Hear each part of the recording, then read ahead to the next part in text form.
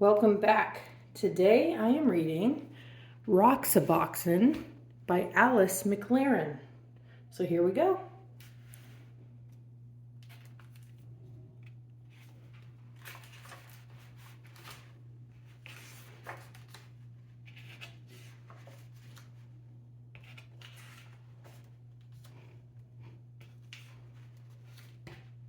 Okay. Marian called it Roxaboxen. She always knew the name of everything. There across the road, it looked like any rocky hill, nothing but sand and rocks, some old wooden boxes, cactus and greasewood and thorny ocotillo, but it was a special place. The street between Roxaboxen and the houses curved like a river, so Marian named it the River Road. After that, you had to ford a river to reach Roxaboxen. Of course, all of Marian's sisters came. Anna May and Frances and little Jean. Charles from next door, even though he was 12. Oh, and Eleanor naturally, and Jamie with his brother Paul. Later on there were others, but these were the first. Well, not really the first. Roxaboxen had always been there and must have belonged to others long before. When Marian dug up a tin box filled with round black pebbles, everyone knew what it was. It was buried treasure. Those pebbles were the money of Roxaboxen. You could still find others like them if you looked hard enough. So some days became treasure hunting days, with everybody trying to find that special kind. And then, on other days, you might just find one without even looking.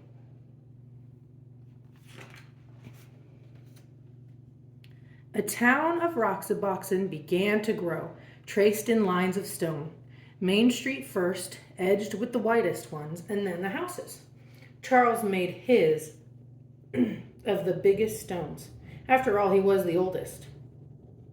At first, the houses were very plain, but soon they all began to add more rooms. The old wooden boxes could be shelves or tables or anything you wanted. You could find pieces of pottery for dishes.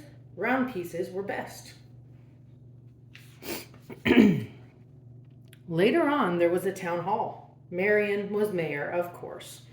That was just the way she was. Nobody minded. After a while, they added other streets. Frances moved to one of them and built herself a new house, outlined in desert glass. Bits of amber, amethyst, and sea green. A house of jewels.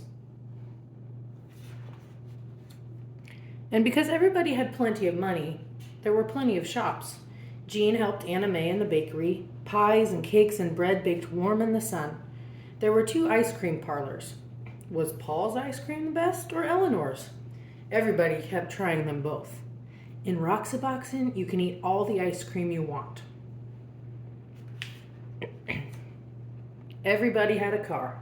All you needed was something round for a steering wheel.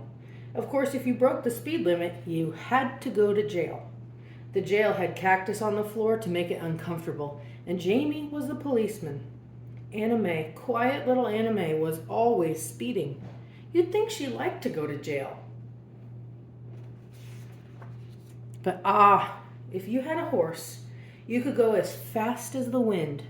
There were no speed limits for horses, and you didn't have to stay on the roads. All you needed for a horse was a stick and some kind of bridle, and you could gallop anywhere. Sometimes there were wars. Once there was a great war, boys against girls. Charles and Marian were the generals.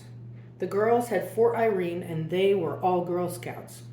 The boys made a fort at the other end of Roxaboxen, and they were all bandits. Oh, the raids were fierce, loud, with whooping and the stamping of horses.